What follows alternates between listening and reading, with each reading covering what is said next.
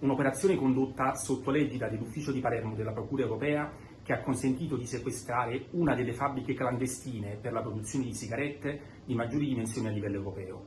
Un polo logistico strutturato su più depositi e stabilimenti con macchinari e attrezzature di ultimissima generazione capaci di produrre ogni singolo giorno 2 milioni di sigarette, generando profitti illeciti su base annua fino a 125 milioni di euro, con un danno per le casse dello Stato e dell'Unione Europea quantificato in 80 milioni di euro.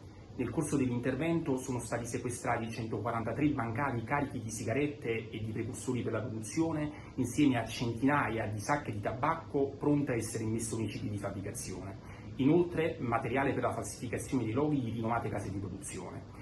Le indagini sono partite da alcuni sequestri effettuati nei mesi scorsi sul territorio di Palermo e hanno risalito l'intera filiera di approvvigionamento. Fondamentale per l'esatta individuazione dei siti l'utilizzo di droni, grazie a cui è stato possibile seguire in tempo reale gli spostamenti degli autoarticolati sul territorio, senza il rischio di essere avvistati fino a raggiungere il cuore della centrale di produzione.